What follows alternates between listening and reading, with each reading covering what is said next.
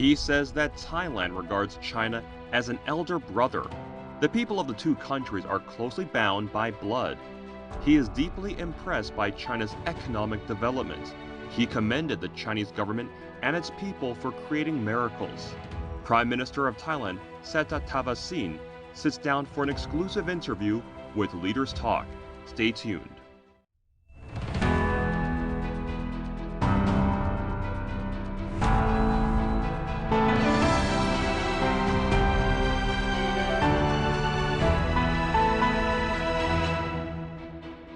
Hello and welcome to Leaders Talk, where we meet leaders, thinkers, and trailblazers. I'm So Yun. We're now in Bangkok of Thailand, where I'm about to interview Prime Minister Srettha Thavisin. Well, starting on March the 1st, China and Thailand officially enters a visa-free era. So how will this mutual visa exemption bring new momentum to not only tourism, but bilateral trade, economic relations, as well as cultural exchanges, and even more? Looking ahead, how will the family-like bilateral relations evolve, further enriching the mutual bond and bilateral cooperation? Let's find all those answers from a conversation with Prime Minister Srettha. Mr. Prime Minister, great to have you with us on Leaders Talk. Happy Chinese New Year and happy belated birthday to you. Thank you very much. Happy Chinese New Year and good morning. Well, why not? Let's start with something exciting, the visa-free era we're about to enter starting from March this year, given that both countries have already signed the agreement on mutual visa exemption. So first thing first, why not explain to us about the rationale for Thailand to make such a decision and how do you interpret the significance of it? I think you have to go back to who we are, okay? Because most of the Thais have Chinese heritage. Okay, our ancestors came from China, and we always have a pleasant relationship between people to people, the Thai and Chinese. Thai like to travel a lot to China. There are many cities that the Thai like to visit. You know, Beijing, Shanghai was the other main, but there are many other cities with multicultural diversity. Yeah, that our people would like to go. Okay, and likewise, Chinese has been #1 tourists to come and visit Thailand the last 10 years. Since we assumed the office in early September, we realized that the Golden Week, your Golden Week, will be starting in sometimes late September to early October. Yes, that's right. So one way of stimulating the economy is through tourism. So we believe that if we do the visa-free policy for the Chinese to come in, that would help to stimulate the economy, the local economy. And that would be a nice gesture towards the Chinese government that we do care about you as our one of the countries that we have a strong relationship with. So those were the rationale. With its long history, unique scenery, and cultural affinity, Thailand has always been a favored overseas destination for Chinese tourists. After enduring a 3-year slump caused by the pandemic, the Thai tourism industry now eagerly awaits the return of Chinese visitors. On September 5, 2023, Srettha Thavisin assumed the position of Prime Minister in Thailand. Just a week later, on September 13th, he announced his country would be implementing a unilateral 5-month visa-free policy to Chinese passport holders. On January 28th of this year, the governments of China and Thailand signed a visa exemption agreement in Bangkok, which took effect on March 1st, seamlessly extending the existing visa-free policy. According to data released by the Ministry of Tourism and Sports in Thailand, on February 27th, the number of Chinese tourists to Thailand passed the 1 million mark from January 1st to February 25th, ranking first among foreign visitors to Thailand. จะได้ทำให้นักท่องเที่ยวเข้ามาเที่ยวมากขึ้นนะครับก็ดีสำหรับพ่อค้าแม่ค้าด้วยครับครับดีครับตั้งแต่มีการเปิดฟรีวีซ่าให้กับนักท่องเที่ยวจีนเพื่อจะได้มากระจายรายได้ให้กับชุมชนถ้าได้มีนักท่องเที่ยวจีนเข้ามาเที่ยวอยุธยามากขึ้นได้มาเรียนรู้กับเกี่ยวกับศิลปะวัฒนธรรมโบราณสถานของอยุธยานักท่องเที่ยวจีนครับก็รู้สึกแฮปปี้ครับเป็นมิตรต่อ ทั้งคนขับและมิตรกับคนไทยที่อยู่ในประเทศไทยครับผมเองก็จะได้มีงานทำเยอะๆครับหวังว่าก็คงได้ไปเที่ยวเมืองจีนสะดวกขึ้นครับอยากไปที่เมืองหลวงของประเทศจีนนะครับที่การก็อยากจะไปนะครับอยากจะไปเที่ยวเดิมสักครั้งหนึ่ง You have said that Thailand is well prepared to welcome Chinese tourists. Well, sounds very confident. So why not taking this opportunity to share with us some of the supportive measures in place to guarantee the security as well as the overall experience for those international travelers? I think the key words is overall experience. I mean, needless to say, we have sun, sea, and sand, and shoppings, and culturals, and food, and many other things that the Chinese like. Okay, those are given. But again, some of the facts that the government must not forget is to ensure that Chinese tourisms are well protected. Okay, whether in terms of the first step that they set foot on Thailand, immigration. Okay, KPI is that the immigration officer need to make sure there is no more than 30 minutes. Are we able to achieve that? Most of the time, but sometimes it's still 45 to an hour, which is fairly long. Okay, we are making sure that all the journeys, all the immigration is according to KPI. The baggage delivery at the airport is timely. Right. Like you pass immigration, you have to wait another half an hour for it. The taxi needs to be available for you. Okay. And overall safety is for the Chinese tourists of utmost importance to us. I have experienced some of the experience that you just mentioned because I remember many years ago when I visited Thailand. At that time, I was a kid. And the very first Thai language I think I remember that time, besides Savadika and Khop Kun Ka, are Chan Run and non run, so hot water and hot tea. So forgive for my imperfect pronunciation because at the time, many years ago, it was not that easy to get hot water in restaurants and hotels here in Bangkok. But this time, the minute we arrived at the airport, I saw there's a water dispenser machine with options of hot water, water of room temperature, and cold water. So I think it is, as you said, you know, the details, the devil's in the details, very well right? observed. I think it's the most important thing is we must make sure that our guests like the experience. They would like to have an option of what they like. Yes. Okay, we want them to feel at home. Personally, I like to bring ice cold water. Okay. I can but imagine. again, it's the Chinese like it warm, semi-warm, hot. Right. I mean, it doesn't matter whether who like what, but we need to provide options. And also it seems that soft power, or enhancing soft power for economic values has become one of the priorities for your government. So why is that? And given that soft power includes fashion and design, film, festivals, food, of course, and the list goes on. So if you could just name one thing, the thing that you recommend the most to our Chinese viewers with this opportunity, what would it be? It's different because sometimes the Chinese like experience food. Right. Okay, we have all kinds of food. For example, khanom krok. You know, it depends on who like what. Okay, I like sports. For example, Muay Thai kickboxing. Yes. Muay Thai. The words Thai in the soft power of this particular sport, Muay Thai kickboxing is worldwide accepted. Right. The European loves it. They come here, spend 7 to 10 days training, and spend more money here. Yes. And why is soft power particularly important to your government? Because, you know, if you look at how the country has been developing, okay, most of the big cities like Chiang Mai is obviously very well known already. Yes. Tourists, cultural. Phuket is a world-class destination. Sun, sea, and sand, food, excellent hotel. Bangkok, of course, you all knows about the good parts of Bangkok. But there are many other provinces. Some of the provinces is not even known to the Chinese tourists.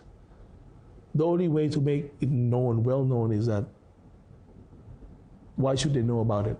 Okay, there's culture, there is fashion, there's food, there's sports, there's local cultures that they need to know.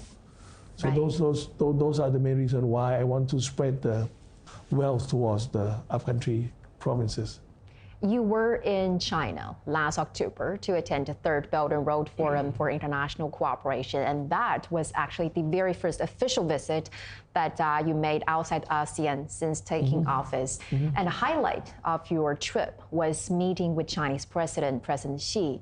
And during the conversation, President Xi depicted the bilateral relations as family-like. And he also said that both countries are close neighbors, and the friendship has taken deep roots in the hearts of both peoples. Yep. Actually, before, President Xi has also once quoted a Thai proverb in his APEC speech, which is you reap what you sow. So, Mr. Prime Minister, as we all know, next year, 2025, marks the 50th anniversary of diplomatic relations between the two countries. So what kind of seed would you and your government plan to plant in order to enrich or add new dimensions to this already very solid bilateral relations? I think the seeds have been planted 50 years ago. Okay, the people-to-people relationship starting up from the royal families, as who has been frequently visited to various Chinese cities, and I used the opportunity to visit China to thank the President Xi for taking care of our royal families. And I wasn't shy in saying to Mr. Xi that we look up to China as a bigger brother, as a big brother to Thai. Okay, we are related by blood already. We have economics tie. Okay, trade volume between Thai and Chinese has been enormous.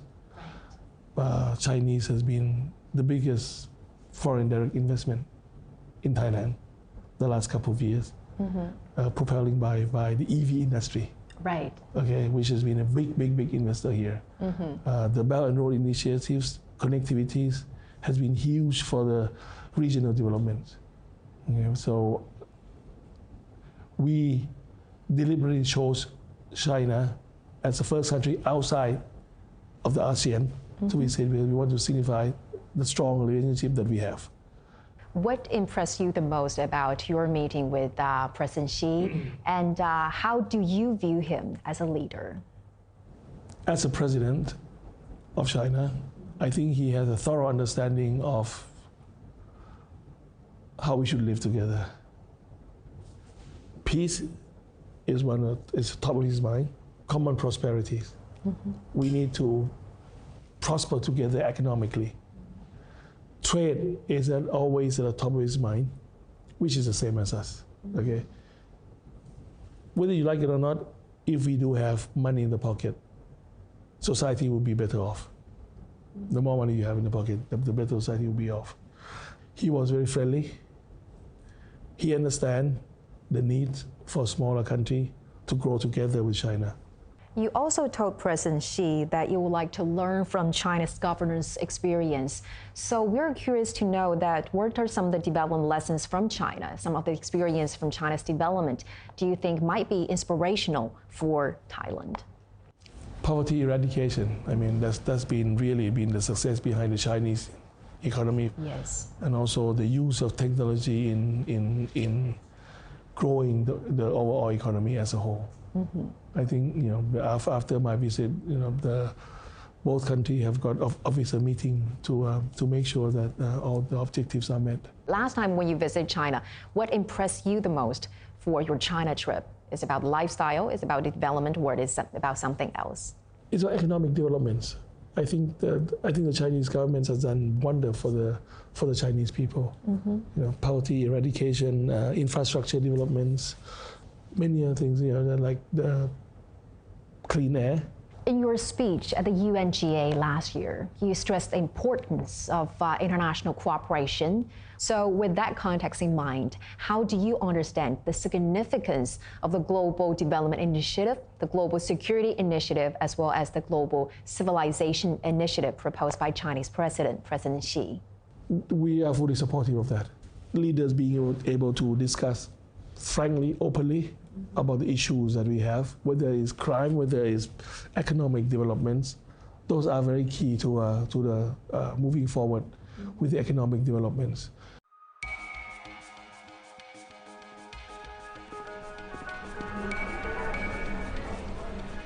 You're watching breaking news on CGTN.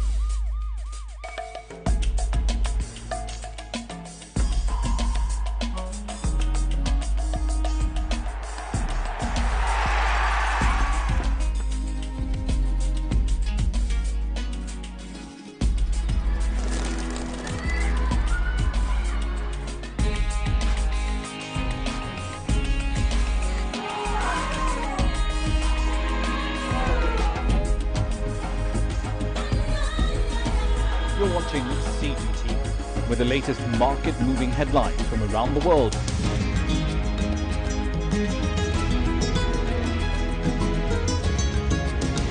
Welcome to the world today on CGTN.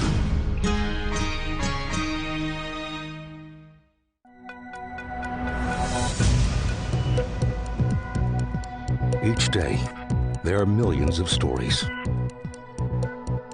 Each one can open new perspectives, new possibilities.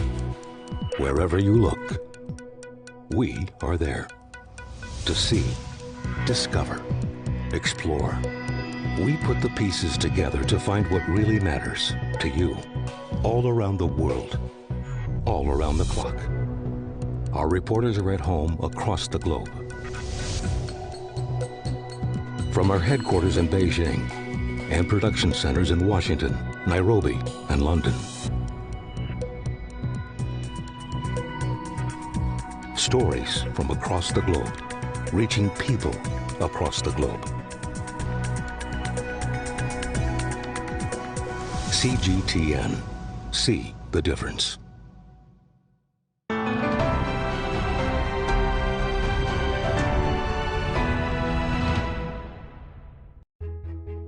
Ayutthaya, Thailand. Just 80 kilometers north of Thailand's capital, Bangkok, a high-speed railway is under construction and is progressing rapidly.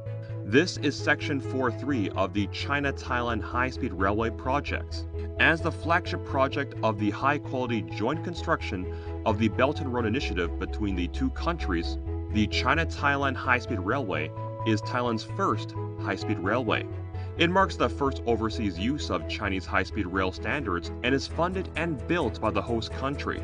The first phase connects Bangkok to the northeastern gateway of Thailand, Nakhon Ratchasima, while the second phase will extend from Nakhon Ratchasima to Nong Khai, a key trade town in northeastern Thailand, just across the river from the capital of Laos, Vientiane. Here at one of the construction sites of China-Thailand Railway, well, as you can see, many of the overpasses here have already been completed.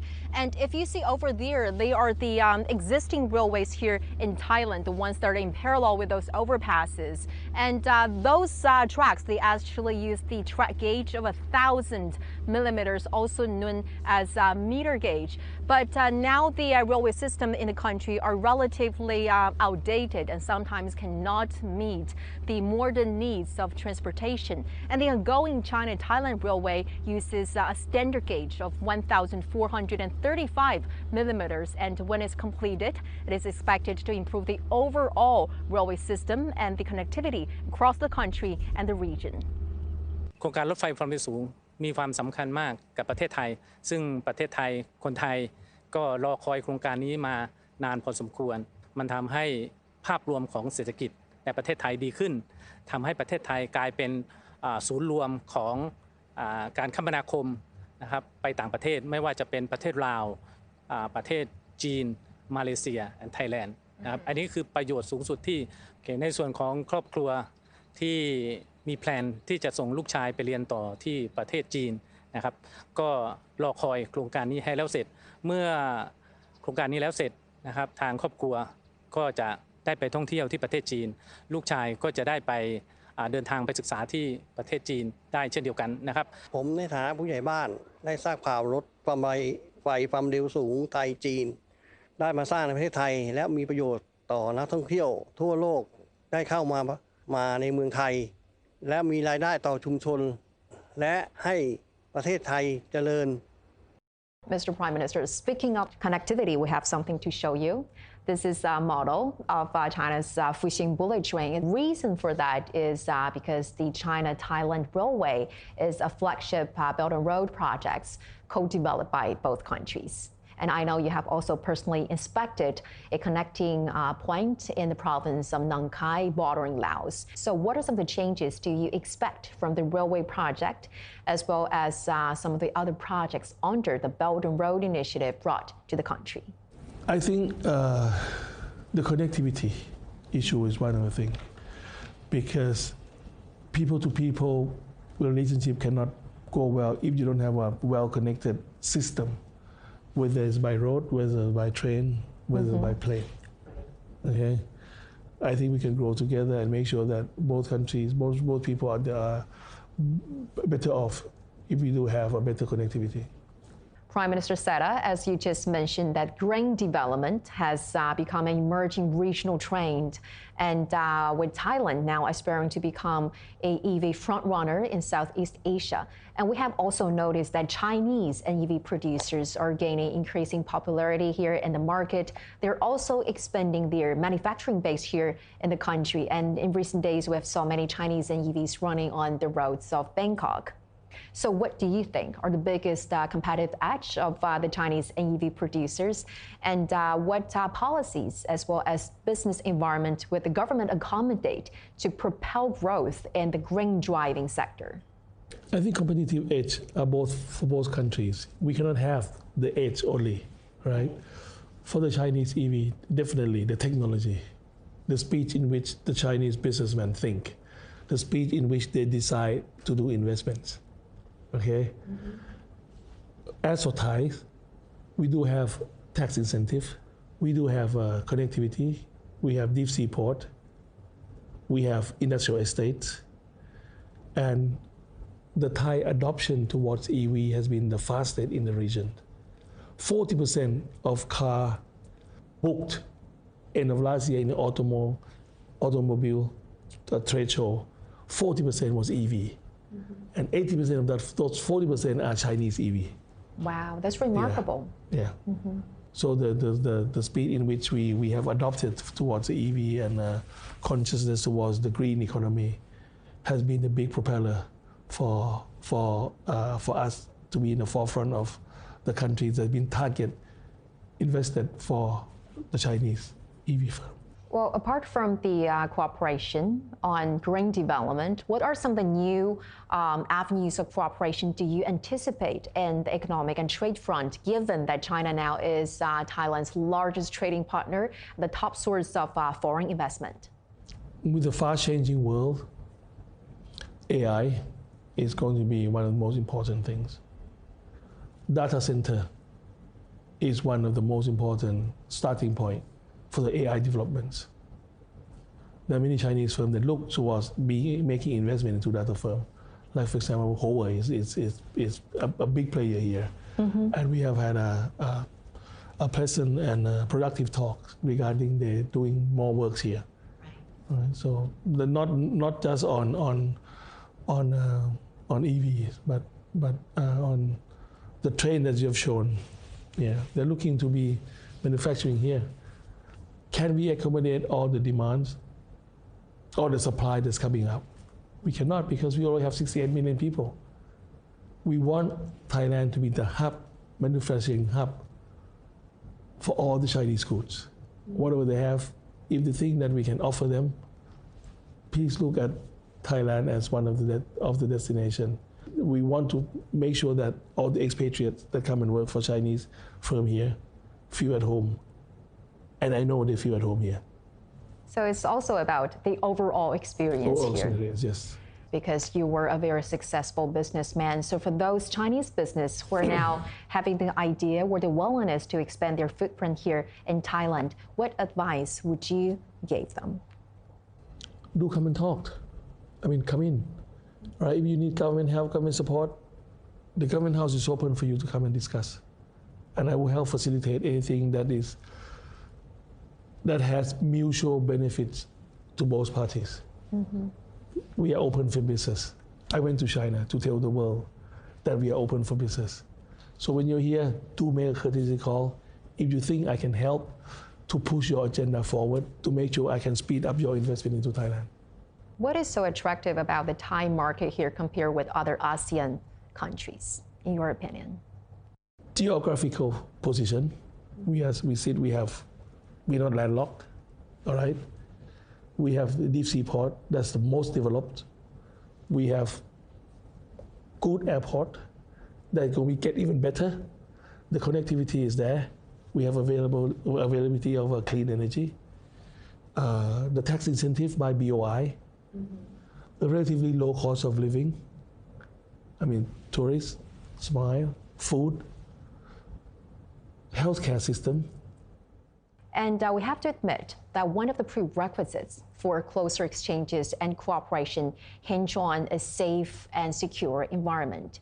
So on that front, Mr. Prime Minister, how do you envision the cooperation between the two countries on cracking down cross-border crimes, such as telecom fraud, as well as online gambling? Online gambling and online fraud, call center and all those, Criminals move along the border. If you try to catch them in Thailand, which have been very successful, they move to Burma, they move to Laos, they move to Cambodia. Closer cooperation between the ASEAN leaders are key success factor. And finally, because the relations between Thailand and China are very close, like families, like relatives, what you want to express to the Chinese people? I think the nearest event that's coming up is the 1st of March. The visa-free for both countries, permanent visa-free for both countries. This is one of the very significant steps for both country relations.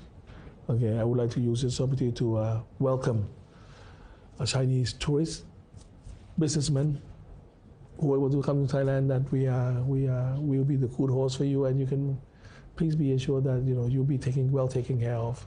And needless to say that we are confident that when the Thai go to China, they'll be well taken care of, as always, as they have been. That's great. Thank you so much, Mr. Prime Minister. It was a great pleasure talking to you today, and thank you so much for taking this interview and sharing with us your insights. Thank you.